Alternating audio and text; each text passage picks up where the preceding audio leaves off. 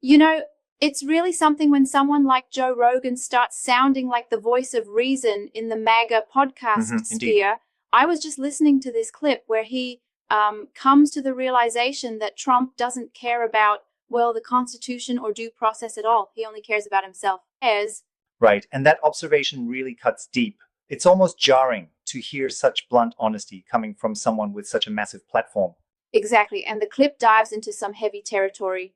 Joe's pointing out that if only we had seen these signs before, Trump being unpredictable, undemocratic, a real lunatic. It's like you wish there was an early warning Yeah, sign. that would have made things a lot clearer. And then he shifts gears to talk about the whole politics versus reality issue with Ukraine. The claim that like a president can settle the war in just 24 hours, right? Right? And that's where the absurdity hits. The president promises to settle the war quick as a flash, yet history shows these things take ages to resolve. 87 days at the highest level, and still the war rages on. Yeah, it's almost like a promise that was too good to be true. It's wild how that mismatch between promises and reality is laid out so clearly. And then there's that bit about um, due process. Rogan mentions that if you create a new class of people without due process, essentially anyone could end up in that class, right? Exactly. It's like he's warning us about a dangerous precedent. Imagine rounding up people, labeling them as gang members on a whim, and sending them off to places like El Salvador without any chance to defend themselves. Yeah, that notion sends chills down your spine. I mean, come on, it literally undermines the basic rights that are supposed to safeguard an innocent person from being punished for something they didn't do. Isn't that sort of what Benjamin Franklin said? Yes, Franklin's old wisdom. It's better for 100 guilty persons to escape than one innocent person to suffer becomes a backbone of the argument. But then you see some folks like twisting that when it suits their narrative. Right? Especially when they selectively apply it, which really muddies the whole picture. True. And that selective application is a real problem. It's like basically saying that if someone is an immigrant or looks a certain way, they're automatically guilty, even when evidence should be the deciding factor.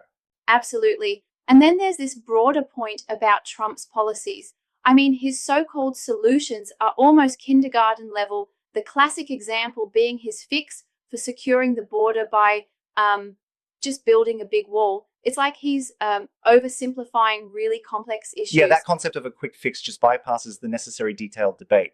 Though some might say that a simple solution can be effective, I kind of wonder isn't it too simplistic to solve years of political and social challenges with one big flashy idea? Well, I get where you're coming from, but think about it this way.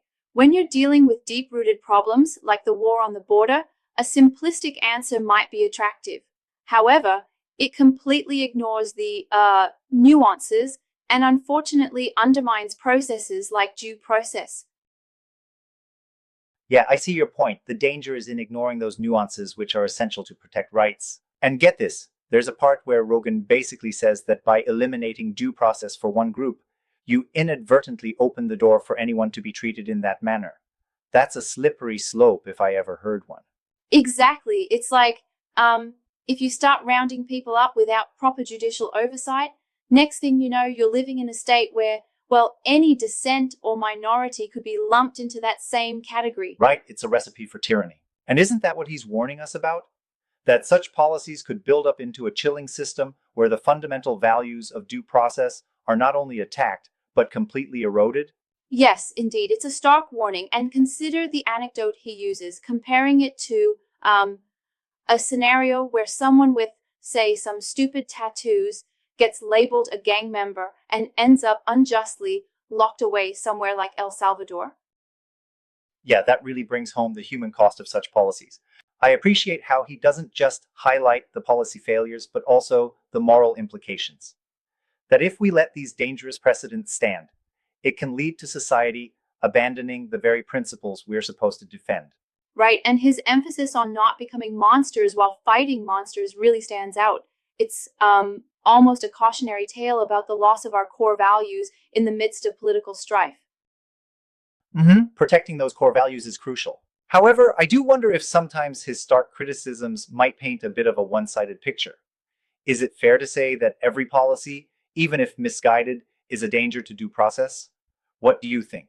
That's a good challenge. I'd say, while not every policy flaw directly dismantles due process, the overarching trend matters. When political rhetoric reduces complex issues to oversimplified solutions, like rounding everyone up, it perilously edges toward institutional abuse. Yeah, that cumulative effect is what really concerns me. And then there's that bit about comparing growth metrics on YouTube, as in how voices that support pro democracy are growing faster than some of the big names. It's interesting how, even amidst this chaos, there's this underlying narrative of fighting back through public discourse.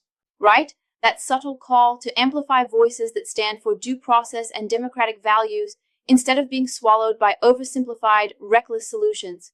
It reminds us that every time we ignore these values, it chips away at what makes America, truly America. Yeah, it's a call for vigilance.